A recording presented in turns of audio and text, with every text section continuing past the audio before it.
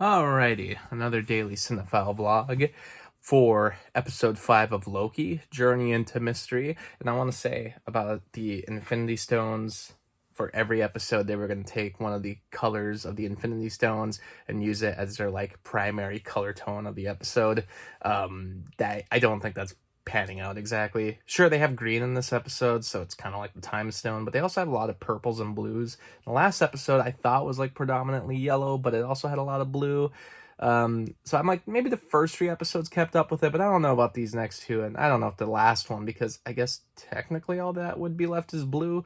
But again, I think that was if it was anything, it was just going to be something that the producers were having fun with, on making every episode have a distinct color that could match all 6 Infinity Stones. But in the end, I don't think they're doing that.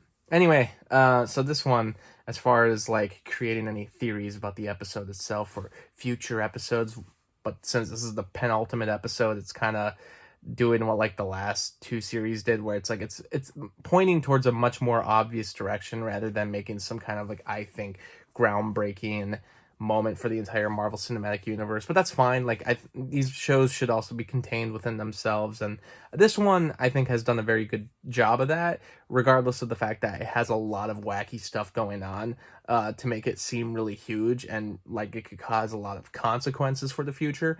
I like that it still feels contained, so I don't think they necessarily need to introduce the next big bad guy, and I don't think it necessarily needs to set up the multiverse of madness or a Spider-Man movie, if that movie's really going to be a multiverse movie. And for the entire Phase 4 to be a multiverse phase, I don't know. I mean, it would be cool, but I don't know if that's what's gonna end up doing. And honestly, the way this episode ends, I'm like, I just don't think there's gonna be enough time to have a final episode like that, unless, I mean, who knows? My initial thoughts were, I thought the TVA would be dismantled, and that was what's gonna cause the madness in the multiverse. And I still think the TVA is gonna end up being dismantled, but I'm not sure at this moment. My the obvious ideas are basically, it could be Kang the Conqueror who shows up in the last episode, or it's going to be a version of Loki that actually succeeded in what his original goal was, which was he wanted to take over the TVA. Maybe Loki, a different variant, actually succeeded at one point. Who knows? But this episode takes place after the last episode where we met the Loki variants, and honestly, it's kind of disappointing. I was hoping we would get a lot more of the Loki variants. It seemed like, especially with Richard E. Grant playing one of them, you thought they would probably be part of the episode a little more, but they're there to say a lot of exposition, which I thought, the balance between exposition and action and storytelling and, overall emotional core, which were much better balanced in the last episode. But with episode 5, I thought it was much more exposition heavy, and a lot of the trailer grabbing moments I don't think played out as much as I was hoping, because, this is the episode where we're introduced to the Loki, who had like the, vote Loki pin on his shirt, and he had like a group of people with him. Well, we find out they're all Loki variants, and this one is actually not even the original Loki. This isn't Tom Hiddleston Loki. It looks like Tom Hiddleston, but it's actually yet another variant of Loki. It's based on that comic book where he tried to like run for office, so like it's a reference to another Loki that is in the comic books, but it's just played by Tom Hiddleston. But it's only really there for a quick joke, and the joke, if you've seen the trailer, is kind of spoiled. Then all the Lokis are turning on each other, which is totally in tune with their character. The only ones who are really different, I thought was kind of interesting, was the Richard Grant one, which is just an aged up Loki. You find out that basically after Infinity War, instead of using his knives to save the day, he actually created a fake, like projection of himself. That's the term I'm looking for. He created a projection of himself going against Thanos, while he turned himself, the real Loki, he turned himself into a pile of rubbish, I believe is what he said, debris, and then he just floated in space until he made it to a planet and lived there for years, just hiding away from everything because he decided that he was causing more trouble than good. Everything that follows him is like pain, and I was like, that's such an interesting way to like look at himself. And he just went through space forever just thinking over his life and what he was, and he was a very interesting variant. And it was kind of the same sort of concept that I think the current Loki variant Tom Hiddleston, the one who left Endgame's version of the first Avengers movie. He was kind of, I think, having this existential crisis in the first episode, and I think Richard Grant kind of had his own version of that, and then hid away on his planet and continued to do so until he eventually did try to leave to see his brother again, to see Thor again, and then that's what caused a Nexus event, or a potential one, and the TVA went and got him. So, I thought, like, that whole character in that story was very interesting, but we don't get a lot of it. Like, Richard Grant, dies in this episode, or seemingly dies anyway, and it's a little too bad because I was hoping to get more of him, and then this other Loki variant is like a kid. He doesn't turn against the Lokis, and I'm wondering if maybe he just feels this extra weight on himself because the reason that he's a variant is because he actually successfully killed Thor, but he's a kid also, so like he killed Thor at a very young age, which is like interesting, and I think just the fact that he became a variant after that really kind of challenged himself. And then the other one's an alligator, which, I mean, it's an alligator, so you got to be living a completely different life if you're a Loki who's an alligator. I don't know. We also see Throg, barely. I was thinking that Throg was really coming if we saw alligator Loki in the previous episode. And we see a glimpse of him, but he's like in a jar, and he's stuck on this planet too. But it's just a quick joke, and it's kind of hard to catch him, honestly. The planet itself is the Void, and it's watched over by this cloud thing that's called Alioth, and it's a thing from the comic books. It's something that has a connection to Kang the Conqueror. Now, if we're going to see Kang the Conqueror in the end, or if we're going to see this evil version of Loki in the end, I don't know, but it's like, I don't feel like this episode's like leaving a lot for you to guess. I think it's leading a direction where we're going to find out in the next episode, but that's pretty much going to be it. I don't know I don't know. I just feel like it's going to lead to sort of a generic final battle episode unless they really surpass my expectations. I'm hoping they do, because I've said, like, if they can really pull off these last two episodes, this could maybe be one of the best things Marvel ever did. Well, episode 5 isn't exactly doing what I was hoping it would do. This one was much more a generic kind of build up to the next episode, rather than actually being like its own episode. There's some good moments. There's a moment where like Loki and Sylvie are sitting with each other. He has this like blanket for himself, and then he creates the blanket for both of them, and it's like, oh, that's so sweet. And they kind of discuss what they'll do if they are to destroy the TVA.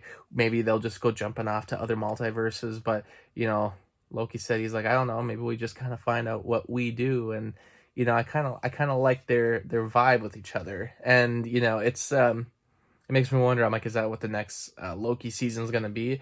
If they somehow dismantle the TVA and it causes the madness in the multiverse, is it just going to be those two characters hopping through different multiverses together? Who knows?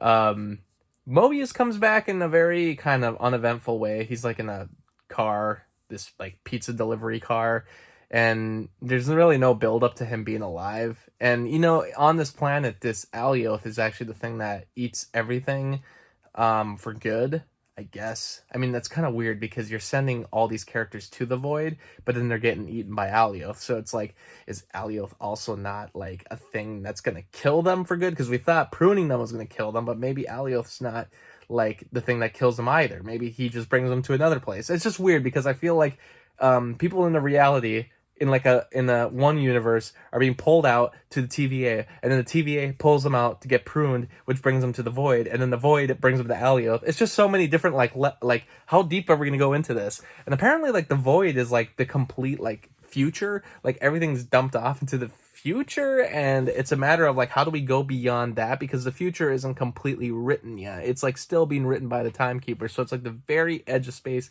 and beyond Alioth might be where the actual timekeeper's at.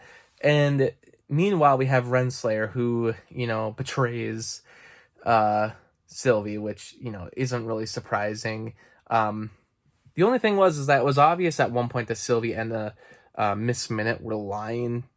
Not Renslayer and Miss Minute were lying to Sylvie, and it was very obvious. And it made me kind of wonder, though, because then Renslayer, after Sylvie prunes herself, She prunes herself to get to Loki's void, basically, because Renslayer does sort of explain that, Loki, Tom Hiddleston Loki, may not actually be dead. So I think she trusts that and then tries to find him by pruning herself. But meanwhile, Renslayer has more questions for Miss Minute, and it seems like Miss Minute doesn't want to, like, I don't know. She still is doing that same sort of like talk and expression work that she was doing earlier when they were lying to Sylvie, very obviously. So I'm kind of wondering if like Miss Minute is behind the TVA, maybe has something to do with it. I don't know. I don't trust that Miss Minute though. But basically, then like a lot of the episodes just building up towards this battle towards Alioth. They're going to go against Alioth and try to enchant it. And meanwhile, Richard Grant is like creating a distraction by making like the biggest projection ever, this false projection of Asgard. So this huge, gigantic Asgard city is being built like by Richard Grant on the Void to distract Alioth.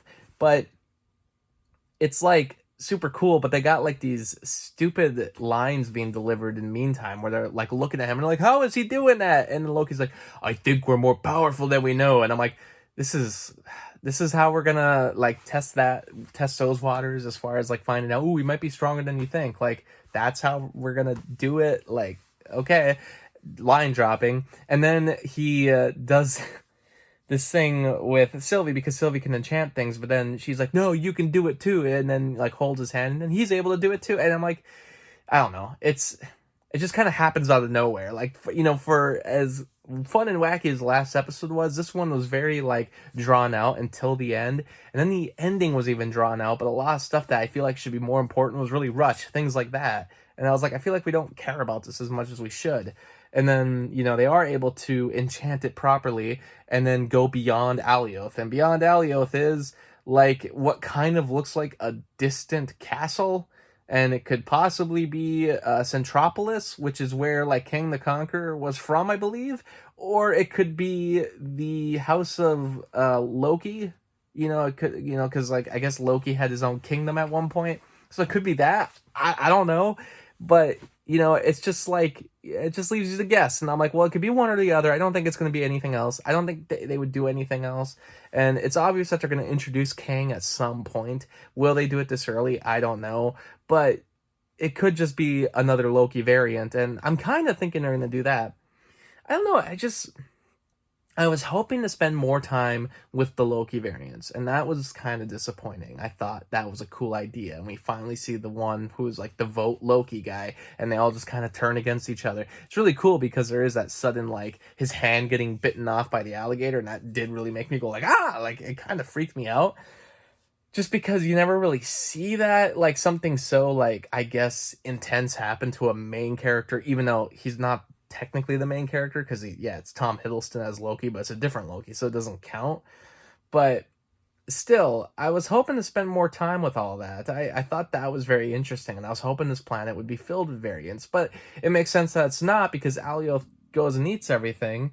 But possibly that the reason that the Lokis survive is because, well, as they say, they're like, well, the Lokis always live, because we just kind of keep finding a way to live, which makes sense. I mean, how many times did we watch Loki die, but he's not actually dead?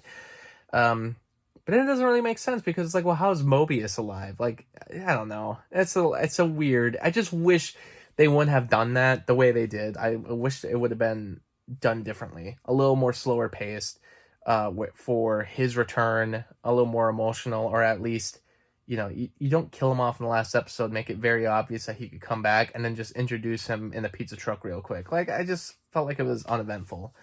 And then everybody's like saying their goodbyes before this final battle, which is not really a final battle. It just feels very drawn out, and I don't know. It was weird because I don't want to say that this episode was like a filler episode, but it really felt like one. It just felt like this could have been much more summarized. Like, a lot of this stuff could have been much more summarized for the final episode, depending on what they do. Maybe they got way more packed into that final episode than I realized. But, if we're going to go on the trajectory of the other two shows, that's not usually what ends up happening. The final episode usually ends up just being some kind of big final battle. And Now that we have the final battle, maybe that means that Loki will do something different, but I don't know. I feel like it's going to be very simplified for the final episode as far as like what history shows with the other TV series that they've done, but this one I felt like they didn't need to have so much of that battle sequence be the last like 15 minutes, which isn't even really a battle I keep calling it that, but it's really not. It's just them going against this like purple cloud of smoke that's kind of slow moving and not as threatening as you think it should be. And then a lot of just people like saying goodbye, like these Lokis are leaving, and Mobius is leaving now to go back to the TVA, which, yeah, what's his plan there? I'm hoping that will be real great, what they do with that in the last episode, but I just think it's strange that that's his plan, to go back to the TVA. I don't know. That's just me anyway. So episode 5, yeah, it's my least favorite of the Loki episodes so far. But I'm still very excited for the final episode. It doesn't get my hopes down. It just felt like it was build up, and I wasn't expecting that out of this TV show, or really any of these Marvel shows. I don't think, it's because, like, if you want to compare, Falcon and Winter Soldier did like a similar thing where the second to last episode was kind of building up mostly to the next episode, the final episode. But I thought that episode did a lot better because they had everything in a completely different setting. They had a much more chill atmosphere. There was like this great focus on both of their characters improving themselves, and I don't know. I just thought it was a much more satisfying episode. For what if you're gonna do an episode like that that builds up to the next one, rather than kind of being contained in itself, you gotta at least find ways to maybe still contain yourself. And I don't feel like this one successfully did that. So, didn't give me a lot to talk about overall, except to make me look forward to next week. Thanks for watching.